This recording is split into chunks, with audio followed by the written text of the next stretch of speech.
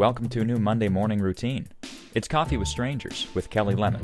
Hey, it's Kelli, and today I'm in Carytown to grab coffee with my homeboy DJ Lonnie B at Mott Gallery. Lonnie's no stranger to me. Dude's been spinning in Richmond for over 25 years, but the way he lives Richmond as a father and a cancer survivor is what I'm most excited to share. Lonnie, so we start off the show by cheering. Cheers. Because this is Coffee with Strangers, but I am drinking Blanchard's coffee, but you're juicing. Yes. Ever since, I found out that I had cancer, I've always tried to make more conscious decisions on the things that I do, and I just got into one of those modes. And one of the hardest things when you live a fast-paced life like me is being prepared. Yeah. So I figured if I do the juicing thing, they give you all the juices that you need for day to day. It'll be easier for me to do.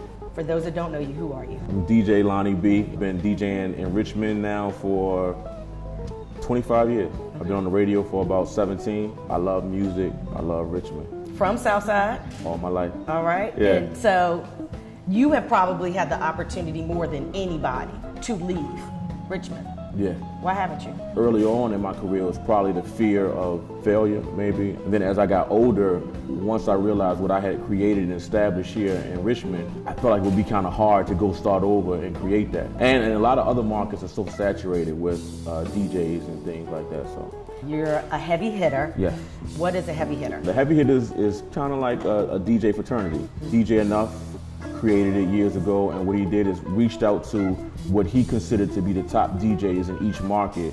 So I guess I was privileged enough to be tapped and to be considered one of those DJs. And I've been now a member of the Heavy Hitters for 10 years now. When someone runs up to you in the streets, hey, Lonnie B, play my record at 5 o'clock on our Power 92.1. What do you say? Create a buzz. A lot of people think that you're going to get your record played on the radio and get a major record deal, or everything is going to pop for you.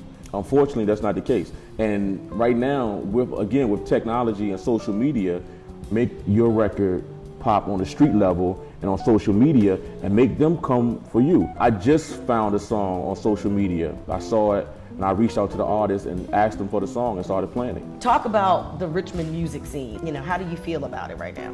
I was with a group called the Super Friends, and we started a lot of things that we did on a local level. I seen a scene that was blossoming and growing. As we got older, younger generations started to come behind, and people were doing the music, but they didn't have the knowledge to take things to the next level. And I think that's kind of where we're stuck at. You got 3 daughters. How do you live Richmond? We spend a lot of time at the park and doing a bunch of different things like that. I just recently started getting that time, what I'm saying, where I could actually spend it with my family. From a personal standpoint, I know you scared your family a couple years ago. You were diagnosed with cancer. Testicular cancer, yeah. Talk a little bit about how it made you ready to live. I was feeling the pain, went to the doctor. The doctor told me everything was cool. My wife made me go get a second opinion. When I went to get the second opinion, they told me that it was testicular cancer, and they had to do the operation the next day. They were so urgent to do it the next day. I felt like it was so far gone that they were trying to save my life.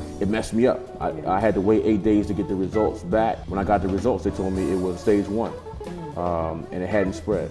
I didn't have to go through chemotherapy or radiation. I kind of sat back and tried to analyze why me, and I felt like maybe because I'm in this position and I could share my story. Hip-hop community jumped on, what you were doing because you put it on social media and you were very open about it. What kind of response did you get? I had conversations with 2 Chainz because he saw it and he heard about it. I had a lot of great conversations with Wale, Jazzy Jeff. Personally, born and raised in Richmond, Southside all day. All day. You still live there. Why did you all choose to stay in Chesterfield? I have a lot of friends that grew up in Southside Richmond who I guess didn't make it out because of the things that happened. For me, I wanted to give my kids and family a better chance to be away from that, but I also still want them to be aware of it. Lots of projects that you have going on. One of the major projects that you created and is very successful in the city for adults that love a different type of vibe and good music is the Art of Noise. At this point, I see the shift in the music and I start to feel a little bit detached. So I started to think to myself, if I feel that way, there's got to be an entire audience of people who feel the same way. And now it's selling out 500 and 600 tickets in 3 days a month before the event. Ready to give. Ready to give. You started DJing In one of the Southside community centers. Yes, right? J.L. Francis Recreation Center. Okay. Yeah. So what is Ready to Give? Ready to Give is a play off of, Ready to Live. It's just our way of just going back and, like you say, into the community and giving back. Musically, would there be any artist that people would be surprised that you listen to? I think at one point I was really into John Mayer. Yeah. I really wanted to run through the halls of my high school and scream to the top of my lungs and put it on video, especially since they just knocked down the high school I went to. Yeah. Yeah, I really wanted to do that before they took it down. Looking forward in Richmond, what's next for Lonnie B? Right now, I think I'm in the process of really trying to rebrand myself. I'm 40, I'll be 41 soon, and I want to launch my own internet radio station. I want to start a DJ school where to teach people the art of DJing. Give me some hot bars, since we're talking, God. DJ, of how you explain Richmond. Richmond is a place that's growing. To me, it's kind of funny to hear other people talk about how they are coming here, because they love where Richmond is. It's changing for the better, in my opinion, So. To hear the rest of my interview with Lonnie, check out the Coffee with Strangers podcast on iTunes or Stitcher. Take a second to subscribe to this channel on YouTube and get yourself over to Mott Gallery in Carytown to check out some art and get some Blanchard's coffee. Last thing, this is the last episode of Season 2. We'll be back after the holidays with Season 3, and we will have a Season 2 behind-the-scenes podcast in a couple weeks.